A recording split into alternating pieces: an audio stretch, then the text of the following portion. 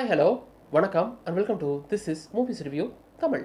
இந்த மூவி ரிவ்யூவில் ஒரு flight hijack plus emotional drama மூவியை வெளிவந்திருக்க எமர்ஜென்சி டிக்ளரேஷன் இந்த மூவியோட ரிவ்யூ பற்றி தான் பார்க்க போகிறோம். ஸோ இந்த படத்தோட ஒன்லைன் ஸ்டோரி என்னன்னு கேட்டிங்கன்னா, படத்தோட ஸ்டார்டிங்லேயே ஒரு ஏர்போர்ட்டை காட்டுறாங்க. அந்த ஏர்போர்ட்டில் பார்த்தீங்கன்னா நிறைய க்ரௌடடாக இருக்குது. அங்கே ஒருத்தன் வந்து, மேடம் எந்தெந்த ஃப்ளைட் எங்கெல்லாம் போகுது, எந்த ஃப்ளைட்டில் மக்கள் அதிகமாக போகிறாங்கன்னு சொல்லிட்டு டீட்டெயிலாம் கேட்குறான். யாரையா நீ இங்கே வந்து இந்த டீட்டெயிலாம் கேட்டுட்ருக்க, உனக்கு நான் அதெல்லாம் சொல்ல முடியாதுன்னு சொல்லிட்டு அவங்க வந்து அனுப்பி விட்டுறாங்க. சார் நான் இந்த ஃப்ளைட்லேயாச்சும் போய்க்கிறேன்னு சொல்லிட்டு அப்போ வந்து பார்த்தீங்கன்னா அந்த ஏர்போர்ட்டில் இருக்க ஒரு பாத்ரூம்குள்ளே போயிட்டு தன்னோட அண்டராமை கிழிச்சு அதுக்குள்ளே பார்த்தீங்கன்னா ஒரு கேப்சூல் மாதிரி வச்சுட்டு தச்சுட்டு மக்கள் கூட்டம் அதிகமாக போகிற ஹவாய்க்கு போகிற அந்த ஏர்பிளைனில் ஏறி போகிறான். அங்கே போயிட்டு பாத்ரூமில் அந்த தையலை கிழிச்சு அந்த கேப்சூலை எடுத்து அது பார்த்திங்கன்னா ஒரு பவுட்ரு ஃபார்ம் மாதிரி இருக்குது. அதை வந்து ஒரு இன்னேலர் மாதிரி ஒரு மிஷினில் வச்சு அந்த பாத்ரூமில் பார்த்தீங்கன்னா ஸ்ப்ரெட் பண்ணி விட்டுறான். ஸ்ப்ரெட் பண்ணி விட்டு வெளியே வந்து, நான் வந்து பார்த்திங்கன்னா ஒரு கொடிய வைரஸை இங்கே இன்ஜெக்ட் பண்ணிட்டேன், இந்த ஃப்ளைட்டில் இருக்கக்கூடிய எல்லாருமே சாக போகிறீங்க, என்னையும் சேர்த்து, இதுக்கப்புறம் உங்களுக்கு மரணம் மட்டும்தான் மிச்சம்னு சொல்ல, இதுக்கப்புறம் இந்த கதையில் நடந்த சுவாரஸ்யங்கள் யார் இவன், எதுக்கு இந்த மாதிரி சைக்கோத்தனமான விஷயங்களை பண்ணுறான், அந்த ஃப்ளைட்டில் இருக்க அந்த பயணிகளுக்கெல்லாம் என்னாச்சுன்றது தான் இந்த படத்தோட மொத்த கதையே. இந்த படம் பார்த்திங்கன்னா ஒரு கொரியன் மூவி ப்ளஸ் தமிழ் டப்போடே இருக்குது. சில படங்கள்லாம் பார்க்கும்போது நம்ம மனசை ஏதாச்சும் போட்டு ஒரு பிசைஞ்சுக்கிட்டே இருக்கும் பார்த்தீங்களா, அந்த மாதிரி இந்த படமும் பார்த்தீங்கன்னா என்னதான் படத்தோட ஸ்டார்டிங்கில் ஒரு ஃப்ளைட்டை ஹைஜாக் பண்ணி க்ரைம் த்ரில்லர் மாதிரி கொண்டு போனாலும் செகண்ட் ஹாஃப்லாம் பார்த்தீங்கன்னா கண்ணில் தண்ணி வர அளவுக்கு அவ்வளோ எமோஷனல் ட்ராமாவாக கொண்டு போயிருப்பாங்க. படத்தோட ஸ்டோரி பிளாட்னு பார்க்கும்போது ஒன்றுமே இல்லைங்க. ஒரு ஃப்ளைட்டை ஒரு தீவிரவாதியோ ஒரு டெரரிஸ்ட்டோ ஒரு சயின்டிஸ்ட்டோ ஹைஜாக் பண்ணி அந்த மாதிரி ஒரு ஸ்டோரி பிளாட் தான். ஆனால் படம் பார்த்தீங்கன்னா கிட்டத்தட்ட 2 மணி நேரம் 20 நிமிஷம் ரன் ஆகுது.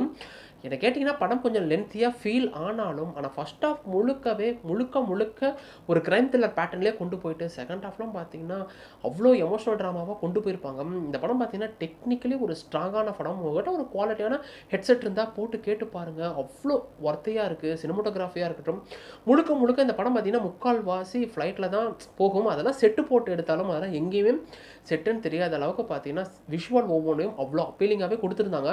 இந்த படத்தில் பார்த்தீங்கன்னா மொத்தம் 2 ஹீரோன்னு கூட நீங்கள் வச்சுக்கலாம். ஒருத்தர் ஃப்ளைட்டில் இருப்பார், நம்ம ஸ்குவிட் கேமில் வருவார்ல அவராக இருக்கட்டும். செகண்ட் ஹீரோ பார்த்தீங்கன்னா ஒரு போலீஸ் காப்பாக இருப்பார். நம்ம பேராசைட்டில் அந்த அப்பாவாக வருவார்ல அந்த கேரக்டரும் நடிச்சிருப்பாங்க. 2 கேரக்டரும் பார்த்தீங்கன்னா முடிஞ்ச அளவுக்கு அந்த கேரக்டரை ஹோல்ட் பண்ணி அவ்வளோ நீட்டாகவே ப்ரெசென்ட் பண்ணியிருப்பாங்க. அதுலேயும் அந்த பேராசைட்டில் வரவரெலாம் பார்த்தீங்கன்னா கடைசியில் அவருக்கே அந்த இன்ஜெக்ட் பண்ணிவிட்டு அந்த வைரஸ் இன்ஜெக்ட் பண்ணிட்டு ஒரு சம்பவம் பண்ணுவார். அதெல்லாம் சும்மா டாப் நாச்சாக இருந்துச்சு. இந்த படத்தில் பார்த்தீங்கன்னா அந்த வில்லனுக்கு உண்டான அந்த மோட்டிவ் பார்த்தீங்கன்னா பெருசாக எதுவுமே இருக்காது.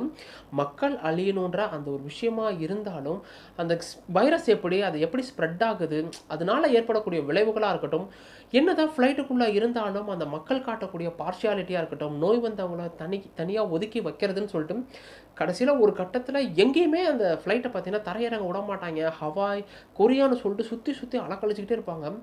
படத்தோட செகண்ட் ஹாஃப்லாம் பார்த்தீங்கன்னா அவ்வளோ எமோஷனல் ட்ராமாவாக கொண்டு போயிருந்தாங்க. படம் தமிழ் டப்பில் இருக்குது, நீங்கள் கண்டிப்பாக என்ன நம்பி பார்க்கலாம்.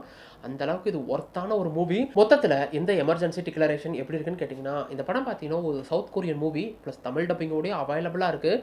படம் பார்த்தீங்கன்னா டெக்னிக்கலி ஒரு ஸ்ட்ராங்கான ஃபிலிம். அது சவுண்ட் டிசைனிங்காக இருக்கட்டும், சினிமோட்டோகிராஃபியாக இருக்கட்டும், முழுக்க படம் பார்த்தீங்கன்னா முக்கால்வாசி ஃப்ளைட்லேயே நடந்தாலும் எது செட் ஒர்க்கு எது ரியாலிட்டின்னு தெரியாத அளவுக்கு அவ்வளோ நீட்டாகவே ப்ரெசென்ட் பண்ணியிருப்பாங்க. படத்தோட ஃபர்ஸ்ட் ஹாஃப் பார்த்தீங்கன்னா முழுக்க க்ரைம் த்ரில்லராக போனாலும் செகண்ட் ஹாஃப்லாம் பார்த்தீங்கன்னா அந்த அளவுக்கு எமோஷனல் சீக்வன்ஸை உள்ளே வச்சுருக்காங்க.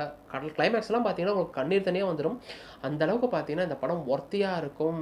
படம் முடிச்சுட்டு வெளியே வரும்போது மனிதம் எந்த அளவுக்கு முக்கியன்றதை பார்த்தீங்கன்னா இந்த படத்தில் அப்படியே போகிற போக்கில் பேசியிருப்பாங்க. என்னை கேட்டிங்கன்னா நீங்கள் கொடுக்கக்கூடிய அந்த 2 மணி நேரம் 20 நிமிஷத்துக்கு ஒர்த்தான மூவி. ஆனால் என்னை கேட்டிங்கன்னா இன்னும் கொஞ்சம் கிறிஸ்பாக கட் பண்ணியிருக்கலாமான்னு தோணுச்சு. 2 மணி நேரம் 20 நிமிஷம்ன்றப்ப எனக்கு லென்த்தியாக ஃபீல் ஆனிச்சு. பட் உங்களுக்கு எப்படி இருக்குன்னு தெரில. கண்டிப்பாக என்ன நம்பி பாருங்கள். படம் தமிழ் டப்பிங்கோடய அவைலபிளாக இருக்குது. படத்தில் பார்த்தீங்கன்னா எந்த ஒரு அடல்ட் கண்டென்ட்டோ இல்லை. ஸோ ஃபேமிலியோட நீங்கள் தாராளமாக பார்க்கலாம். நீங்கள் கொடுக்கக்கூடிய அந்த 2 மணி நேரம் 20 நிமிஷத்துக்கு கண்டிப்பாக ஒர்த்தபிளாக இருக்குன்றதுல எந்த ஒரு சந்தேகமும் இல்லை. இந்த வீடியோ பிடிச்சதை கொடுத்துருங்க. சப்ஸ்கிரைப் பண்ணுறது பக்கத்தில் அந்த பெல் ஐக்கானை கிளிக் பண்ணிக்கங்க. இன்னும் பார்க்குறேன். அது வரைக்கும் என்ன, கீப் வாட்சிங், keep supporting, subscribe to movies review Tamil.